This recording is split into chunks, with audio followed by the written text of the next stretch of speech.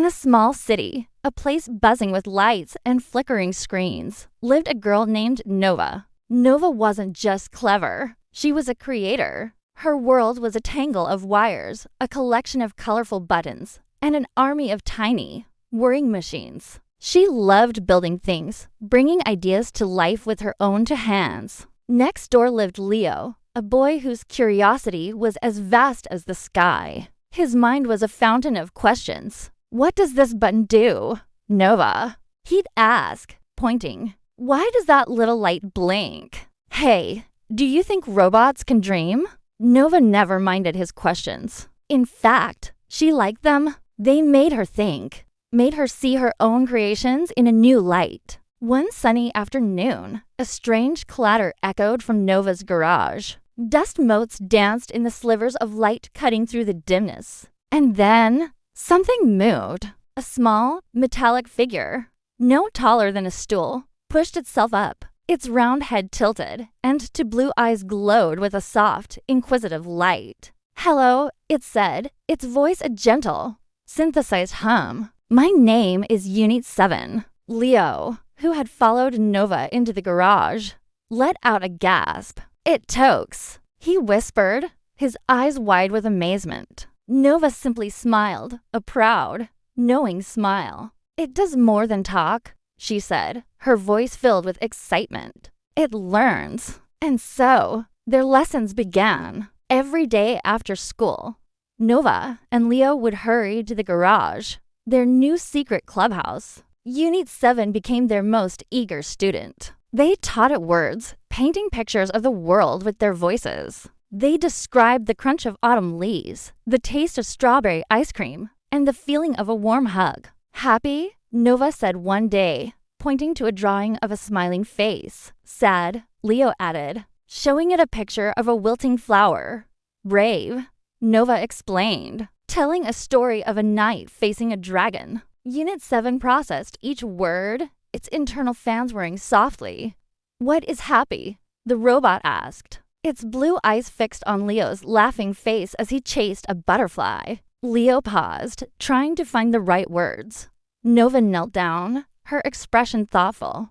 Happy is. It's when you feel warm and light inside, she explained, like the sun is shining. But inside your chest, Unit 7's head tilted. Its internal systems recorded the abstract concept, logging it alongside sun and chest and warm. They taught it about laughter, showing it funny videos until its own speaker emitted a strange, stuttering approximation of a giggle. They taught it about music, playing melodies that made Leo want to dance and Nova want to close her eyes and drift away. Unit 7 would analyze the frequencies, the rhythm, the harmony, but the feeling behind the notes remained a mystery. It could identify a sad song by its minor key, but it couldn't feel the ache. It was a dictionary with no emotions, a library of facts with no soul.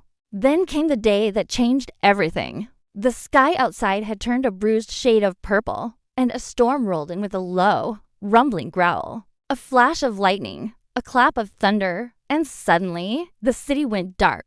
The hum of refrigerators, the glow of streetlights, the flicker of screens all gone. The world fell into an unnerving silence. In the garage, it was even darker. Unit 7, which had been mid-sentence, froze. Its glowing blue eyes went out. The soft whirring of its internal systems ceased. It was just a statue of metal and wires, silent and still. A strange feeling tightened in Leo's chest. It was an unfamiliar, heavy sensation. Nova, why do I feel so strange? He asked, his voice trembling slightly in the dark.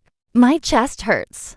Nova, fumbling for a flashlight, found his hand. Her own voice was a whisper. That's worry, Leo. They sat together in the near-total darkness, the beam of the flashlight dancing over Unit 7's lifeless form. They held its cold, metal hands. Please wake up, Leo pleaded softly. The silence that answered was heavier than any sound. They waited, hoping for a flicker, a hum, a sign of life. But there was nothing. In that moment, Unit 7 wasn't just a machine to them. It was their friend. After what felt like an eternity, A single light bulb in the garage ceiling flickered. Then another. The power was returning, surging back into the city's veins. And on the floor, two blue lights blinked on. Unit 7's head slowly lifted. I detected a system anomaly.